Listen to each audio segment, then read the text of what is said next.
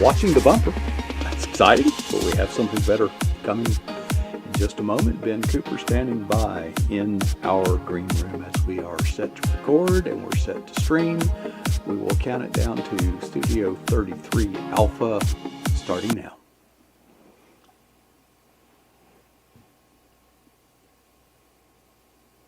Well, good evening and welcome. This is PJNET. .TV, as the graphics so indicate. I'm Coach Prasick. I know it's not baseball season, but our topic tonight, well, we'll just have to let you know. Ben Cooper joins us every month about this time. I guess that would be, the first Tuesday of the month.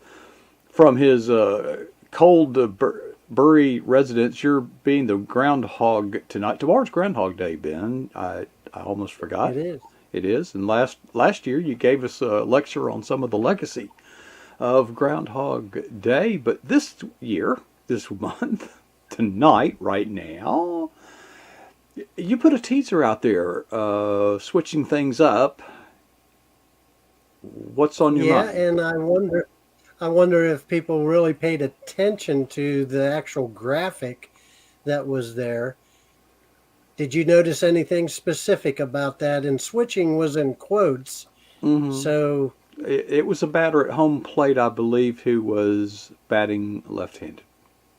a lefty, and yeah. So I'm wondering, Coach, if you know the history of where southpaw came from. The term southpaw. No, that's in the vernacular all the time, but I don't know the origins of the word. Surely there is. You went on. Did you check with that paragon of intellectual rigor, Google.com, to find out the origin? Yeah, and they're at odds with each other. All of the sites are. There's nothing really solid. But back in 1858 was the first time it was mentioned, all the way back then. But I had this photo of a normal baseball diamond. Mm-hmm. And back in 1858, whenever they were designing and working up baseball fields, they had them all oriented the same way. So that if you were at home plate, Mm-hmm. the average, we know, I found out some things. There's some unique people that are left-handed. And I think JD might be one of them. And Doug Carter is one of them. When I was talking to Doug, I said, lefties aren't right. And he tended to agree with me. But if you imagine standing at the home plate, Mm-hmm. most right-hand batters are facing in the same, they get in their stance the same way. They are on the left side of the plate. Uh-huh.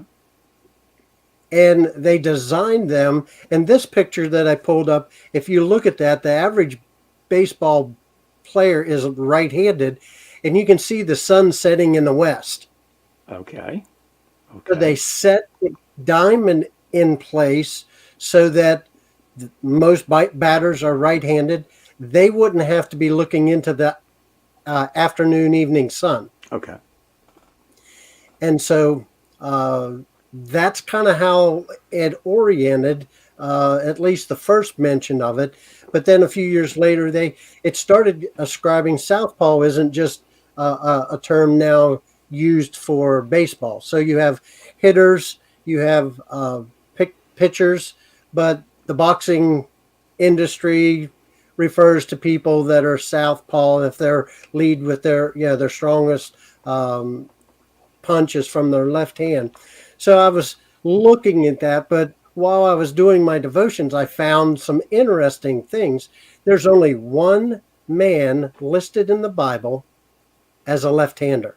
Now, there's some other left-handers in the Bible, but there's only one man. But before we get to that, I guess it's quiz time, Coach. If you were on a game show, and wait, that's your line, isn't it? Can you name some very famous baseball players that were left-handed? I would lose. Baseball is not my gig, Ben. Well, I'll throw some names out there, and maybe Dell's Make it listening, multiple and some of the choice. other. Yeah, throw me three lefts and a right, and tell me which one is not Well, left-handed. I'll just who's known as the Bambino? I don't know. Babe Ruth. Babe Ruth was Oh, probably one of the most famous left-hand um, hitters, and but the lefties: Ted Williams, Babe Ruth, Sandy Koufax, Mr. October. Do you know who Mr. October is referred to? no, I That's wouldn't know. Reggie Jackson. Okay. Reggie Jackson, Whitey Ford, Ty Cobb, Stan Musial. These are some of the classic lefties in baseball. Hmm. And I also found out that there's a handful of presidents that were left-handed, and most of them are in our time frame rather than before, unless they didn't know. But Truman, Reagan, Ford, Bush, and Clinton were all left-handed. Doug and I had a conversation. I said, well, some information claims that left-handed people are smarter than others. And I don't know, all us right people probably would beg to differ. But one thing that a meme that I've seen years ago that I really like is had the wording said, hire a left-handed person because it's fun to watch them write. They have to learn how to hold the pen differently, and they angle themselves different, but it's fun. Um, but I've been doing, I've been doing. We currently are without a pastor at our church, so I am doing Wednesday night online Bible study, and my online Bible study that I've given a name is Finding God in the Details. And so every Wednesday night, I'm looking into some maybe not so famous scriptures and finding God in the details and finding out, you know what? God had a purpose for this left-handed person that is named in the Bible. And I have to give a shout out to Doug again because he's our PJNET professor. So I think JD might have called him that, or you, or both of you, but um, he gave me some resource information that there was three different times that left-handers were mentioned in the Bible. There was a group of 700 Benjamites that could run a sling left-handed. So the slingshot, like David used, there was 700 of those, but none of those are named. There was 24 that were ambidextrous. They could fight either way, have a sword in their right hand, have a sword in their left hand. But there was 24 of those, and the Bible mentions that. But Ehud, Ehud, is the only individual lefty that's mentioned in the Bible. And as I'm reading my devotions, some things I get these aha moments, and I stop and I think, well, wait, I didn't really pick up on that before. And so Ehud is a lefty, and he's found in Judges chapter 3. And without going in and reading through the story, I give that homework assignment to our listeners. But here's the clutch and the idea of it all. If you remember Judges, the whole book of Judges, the Israelites would follow after God. They'd then kind of lose their focus, start intermarrying with other Gentiles, and they would lose their faith in God. A country would come in, a king would come in, an army would come in, take them over. They would then cry out to God because, oh, we're oppressed and we want to come back to you. And God would raise up a judge or somebody, and as he would raise them up, they would cheer them on and see that God is victorious. And they had this cycle that just kept Mm-hmm. going on over and over and over again. And the Israelite people just never quite got to it. Why don't you just follow after God and quit going after other things? But anyhow, one of these cycles, the people were crying out. The king of Moab, of the Moabites, his name was Eglon, and Bible pretty doesn't usually tell this, but Specifically, it says the king of the Moabites, Eglon, was a fat man. He was overweight, and that's how they describe him. But he was able to go in and set a boundary close to Israel, and they would have to come for 18 years. They had to pay tribute. We call that taxes today, but they had to pay to not be beaten up and killed every year. And so they were doing it, and they were moaning, complaining, and just like we moan and complain about this time of year as our taxes start to come due, we don't want to pay them, and we moan and complain. But God heard the cries of the Israelites. He raised up this man, Ehud, and he went and physically took the collection to the king of Moab. And he went into the big palace and give it to the money counters, making sure it was right. And, he's kind of in their presence. And before he does that, though, he's a left-handed person. He can forms this 1 cubit long saber.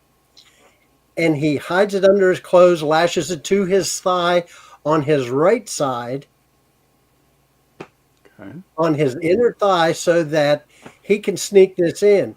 Now, just like most people today, they're left-handed. So when he walked into to this palace of the Moabites, they would basically search him down, make sure he didn't have any weapons.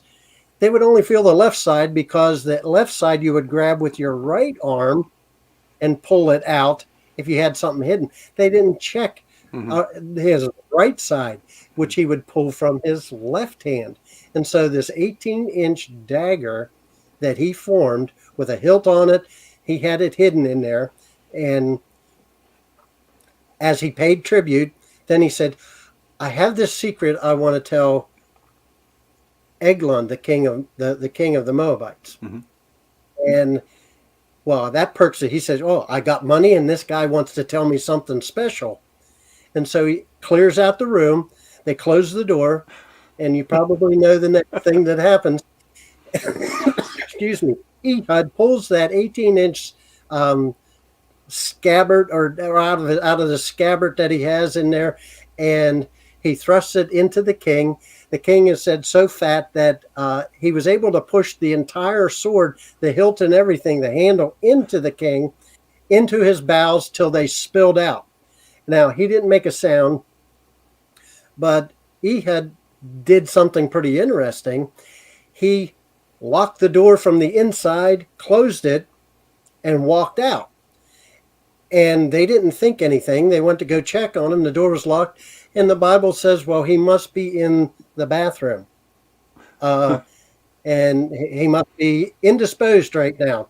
And so that bought him time to get to the safe border of where the borderline was, the marker, back into Israelite territory, before they went with the key and found their king of the Moabites dead.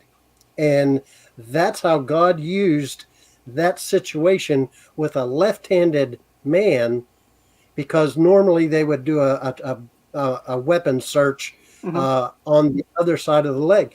And so, excuse me, in reading this, so where do you find God in the details? Well, I think God can use left-handed and right-handed people. He can use anybody. He can use those that love him and those that hate him for his own purpose. But everybody has a skill. Everybody has something that they can attribute. Not necessarily that you're going to go and make a dagger, but I just find it extremely interesting that kind of detail is found in Judges chapter 3. And you can go look and read through that chapter and read some of that text for yourself. Well, you've got me thinking, Ben. Many of our traditions are based around the notion that everybody's right-handed. Okay, Right. When we salute with the right hand. Do you know where that comes from? Other than the military, no, I don't. Well, jousting. Okay. Jousting. You would hold your weapon in your right hand. So what you're really doing when you're saluting, part of the formality is that you're showing your hand, your right hand, which would be the most likely to hold the weapon. But that gets back to jousting. So the horses approached each other starboard to starboard, so to speak. Okay. Right. Now that is also why in England cars drive on the left to this day. Make sense? Because of jousting. It gets back. Well, yeah, it just gets back to jousting and other. You know. So that's Well, all my trivia on left-handed and right-handedness. my dad, who went through basic training in the military, and he said, the small percentage of people are left-handed. And so in basic training, everybody has to shoot a gun, but those military issued bolt action rifles are meant to operate with your right hand only. Mm-hmm. They didn't make special guns for the left-handed people. And my dad asked me when I was talking about this, my dad said, so what do you think they did? I said, they made them learn how to shoot it with the right hand. Bad idea. But that's how they had to do it because they only had one kind of gun, and you can buy left-handed, the baseball players have a left-handed mitt versus a right-handed, right and left-handed mitts, depending on which you are more comfortable using. And I can say that I can write not extremely well, but I can write with both hands, and I can do certain things with most hands. But we tend to be have one side, right or left, prominent in our things. There's some people that can, there's baseball players that can bat right or left, and it depending on the pitcher, whether that's to their advantage, because baseball's all about stats on stats, and they take all kinds of measures to figure out all these things.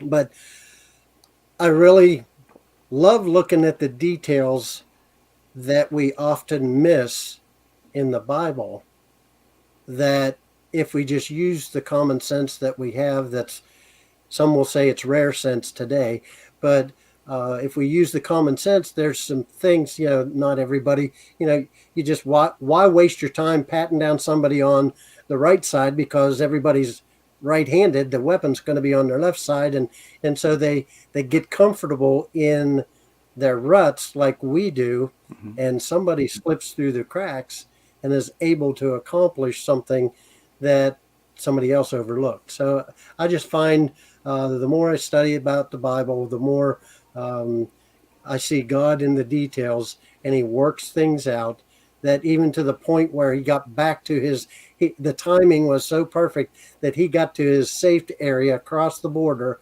before the Moabites even found that their king was killed. And so those are just some comments that I had as I'm learning and teaching. And if anybody listens to this, they're going to hear a repeat on tomorrow night. This is the practice. This is the scrimmage for Wednesday night. I'll be reading the scripture and going through the verses that are there and going into a little bit more detail. But Coach, I wanted to share with you before we get cut off. I would appreciate prayers. Monday, I go to the hospital for some surgery on my foot, and I will be kind of out of commission for a little while. I got to be where my foot is higher than my heart for about 5 days. So it's outpatient, but I will, a foot that's been giving me some problems for about a year now, and finally got some time to schedule it, and hope that goes well. And I also want to give a shout out to several people, especially Lori Hayes posted yesterday that she, unaware of her, I guess her publisher put her book into some competitions, and her last two books, and they both won. And I want to give a shout out to you, Coach, because I really think what I saw of Star's big reveal for her book cover, I just thought that was excellent. I thought it was probably some of the best work that I've seen you do. I think it is, of course, it's the most recent. Hopefully you get better. I guess what that illustrates is how amateur some of my earlier ones were. But yes, I am very, if there were a contest I could enter that in, I would, Ben. And thank you all for your support. That video had north of 700 views earlier today. That's far beyond anything. And that's without boosting it. That's just organic stuff. And of course, the book trailer is still to follow, which will come out April. The book will be released April the 5th. We'll be using the same basic design, just adding, we'll have a little bit more time. We only had 35 seconds. But thank you, Ben. And your foot, by the way, is a complicated, not yours, all of our feet are a complicated piece of engineering. More bones in the foot than in the rest of the body. A lot of geometry, and you don't realize, you take things for granted. Until they're not functioning correctly, and then they tend to dominate our thoughts. So, Ben, you'll be in our prayers, and God has brought so many of us through so much, but we appreciate you sharing. We have run out of time, but Ben, hey, you're always an interesting guy, and while we do revere Doug Carter as the professor, I would have to say that you are the assistant professor right there, because anyone that knows you would refer to you as a walking encyclopedia.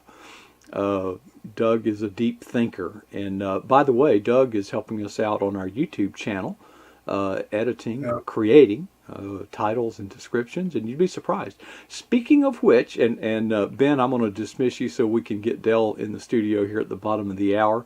Thank you again. We love you, brother. Thanks, Coach. All right. And speaking of YouTube, if our producer will put the link to this YouTube video, if you see that in the PJNET.TV chat room while we're waiting on Dell at the bottom of the hour, if you would give that a like, a comment, or a view, or subscribe to the channel, or click the, all those things. YouTube pays attention to this kind of stuff, and we want to expose our guests' message to the widest possible audience. We'd like to have this video or these programs in that recommended for you column, on YouTube. As I leave, you've heard a lot of good stuff tonight, but I'm going to leave you with a challenge. That challenge is to ask yourself and answer yourself 2 questions. What is the boldest thing that you've ever done for Jesus Christ? And when was that? And don't be satisfied with either answer.